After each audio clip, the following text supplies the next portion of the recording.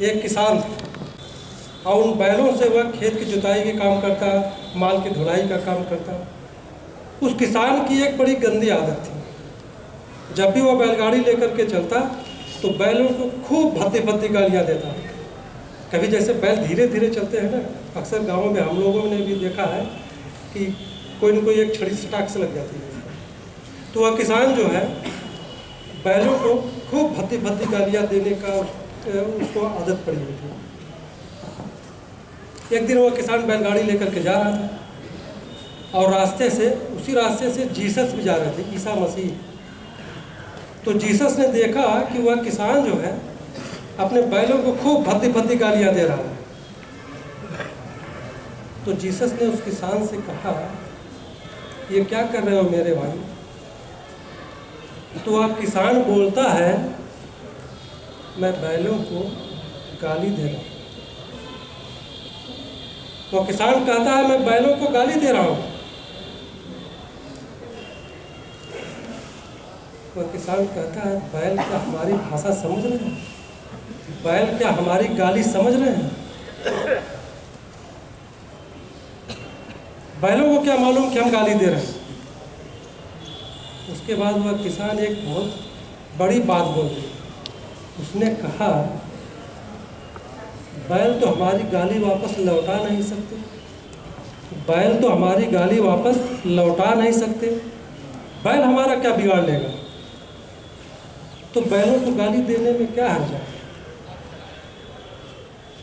ये जो किसान की सोच है ना, यही सोच आज सब लोगों की हो गई है। जो गाली वापस नहीं लौटा सकता उसको गाली देने में क्या हर्ज है? यह एक सामाजिक सोच हो गई है और इसी सोच पर आज सब लोग कायम हैं। और आज का गणित भी यही है, जो गाली नहीं लौटा सकता उसको गाली देने में क्या हर्ज है?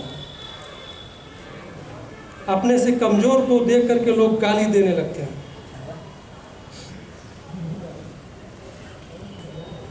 अपने से कमजोर दिखा नहीं कि धौंस दिखाने के लिए गाली देने लगते हैं।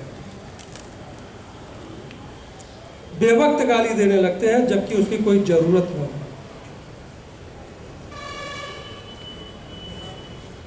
जीसस ने उस किसान से कहा, अगर बैल तुम्हारी गाली वापस लौटा सकते थे तो कम खतरा था। अगर बैल तुम्हारी गाली वापस लौटा सकते तो कम खतरा था, क्योंकि निपटारा उसी समय हो जाता। लेकिन बैल तो गाली वापस लौटा नहीं सकते। बैल तो गाली वापस लौटा नहीं सकते। लेकिन तुम ध्यान रखना, गाली तो लौटेगी, यह तय है। और तुम मुसीबत में पड़ोगे, यह भी तय है। तो गाली देना छोड़ दो। अच्छा, यहाँ भी हम देखते हैं कभी कभी कुछ बंदी लोग जो हैं अपने से कमज़ोर को देख करके गाली दे देते हैं, सोचते हैं मेरा क्या होगा। तो इस चीज़ का ध्यान रख लीजिए, शेर को सवा शेर तो कभी न कभी मिल ही जाते हैं। और जब आप गाली देते हैं तो आज नहीं तो वह गाली वह वापस तुम पर भी लौटे। ठीक। तो उस किसान ने जीसस से कहा कि अब मैं कसम खाता हूँ कि अब से मैं बैलों को गाली नहीं दूंगा, मैं कसम खाता हूँ। उसके बाद जीसस चले गए वहाँ से दूसरे गाँव। उसके बाद वह किसान जो है बैलों को गाली देना बंद कर दिया। 1 दिन नहीं दिया, 2 दिन नहीं दिया, 3 दिन नहीं दिया, 4 दिन नहीं दिया। लेकिन कसमों से कहीं दुनिया में कोई रुकावट होती है? कसमों से दुनिया में कोई रुकावट नहीं होती है। कसमों से दुनिया में केवल क्षणिक रुकावट होती है, केवल आंशिक रुकावट होती है। रुकावट होती है समझ से, रुकावट होती है समझदारी से, रुकावट होती है विवेक से, रुकावट होती है अंतः चेतना से। आप लोगों ने देखा होगा कि नए वर्ष पे 15 अगस्त 26 जनवरी को लोग कस्में खाते हैं। हम भी खूब कस्में खाते थे। नए वर्ष पे कि आज से सुबह उठना है, आज से योगासन करना है, आज से चाय नहीं पीना है। शहरों में तो एक तरह से होड़ लग जाती है कसम खाने की, लेकिन 1 हफ्ता 10 दिन में क्या होता है, टाइम फिश, सारी कस्में खत्म, यही होता है। लेकिन कुछ बिरले ही होते हैं जो अपनी कस्मों को पूरा कर पाते हैं, और जो अपनी कस्मों को पूरा कर पाते हैं तो वही शायद बुलंदियों को छू भी पाते होंगे, नहीं तो बाकी तो सब लोग की कसम 1 हफ्ता 10 दिन में टाइम फिश। तो वह जो किसान था उसने अपने को 1 दिन रोका, 2 दिन रोका, 4 दिन रोका। अब उसको जो है बैलगाड़ी से चलना उसका थोड़ा मुश्किल हो गया, क्योंकि उसको तो गाली देने की आदत थी। अब उसने कसम खा लिया था कि अब तो गाली देना नहीं है, लेकिन प्रभाव तो कुछ दिन का रहता है। 1 दिन गाली नहीं दिया, 2 दिन नहीं दिया, अब एक नई मुसीबत बन गई। बैलगाड़ी से चलना एक नई मुसीबत पैदा हो गई कि बैलों को जोते कि अपने को जोते रहे। कसम खा लिया था कि गाली नहीं देंगे, उस गाली का उसका प्रभाव 1 दिन 2 दिन 4 दिन में ख़त्म हुआ। एक नई मुसीबत पैदा हुई। उसने छोड़ो, ऐसे तो हम तो मुसीबत में फंस जाएंगे, और उसके बाद उसने गाली देना शुरू कर दिया दोबारा, और 4 दिन तक जितनी गाली नहीं दी थी उसने 1 दिन में पूरी गाली निकाल दी। मन ठंडा हुआ उसका, मन शांत हुआ उसका, मन हल्का हुआ, मामला रफा दफा। कोई 4-6 महीने के बाद जीसस फिर उसी गांव के रास्ते से आ रहे थे, तो उन्होंने देखा वह किसान फिर जो है अपने बैलों को धुआंधार गालियां दे रहा है।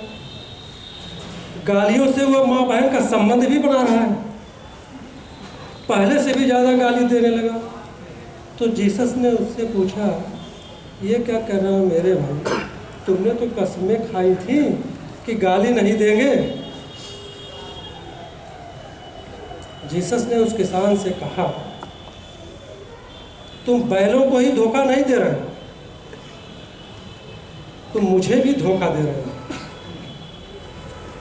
तुम बैलों को ही धोखा नहीं दे रहे हो, तुम मुझे भी धोखा दे रहे हो, और तुम मुझे धोखा दो, मैं इसको बुरा भी नहीं मानूंगा, इसमें कोई हर्जा भी नहीं।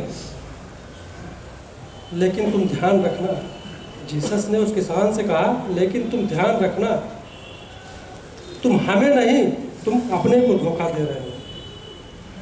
और यह भी याद रखना, अंतिम धोखा तो खुद पर ही गिर जाता है, अंतिम धोखा तो स्वयं पर ही गिर जाता है।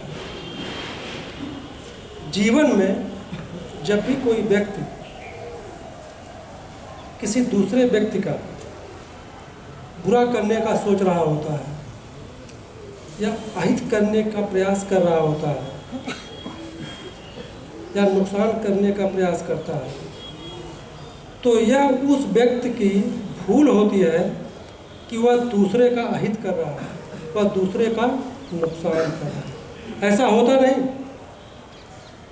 वह व्यक्ति खुद जितना दूसरे का नुकसान नहीं करता है, उससे ज़्यादा वह खुद का नुकसान करता है, खुद का अहित करता है, क्योंकि वह फिर बीज बो रहा है और उसकी फसल उसे खुद ही काटनी है। इस जगत में ध्यान रखिएगा, इस जगत में इंच इंच का हिसाब है, कुछ भी यहाँ बेहिसाब नहीं जाता है, हर व्यक्ति का हिसाब होता है। व्यक्ति नादानी में कुछ ऐसा कर बैठता है, नासमझी में ऐसा कर बैठता है, जल्दबाजी में ऐसा गलत कर बैठता है, वह खुद अपने को कष्ट में डालता है, खुद अपने को दुखों में डालता है और खुद अपने को दुखों में उतारने की सीढ़ियाँ तैयार करता है। इसलिए मेरा आप लोगों से यही आग्रह है कि जब कभी गुस्सा आए और गुस्से में किसी का अहित करने का विचार आए, नुकसान करने का विचार आए, तो ये मान करके चलना कि हम अपना ही नुकसान करने जा रहे हैं, हम अपना ही अहित करने जा रहे हैं। इसलिए इस चीज़ को ध्यान में रखिएगा कि हम जैसा बोते हैं वैसा ही फसल काटते हैं। धन्यवाद।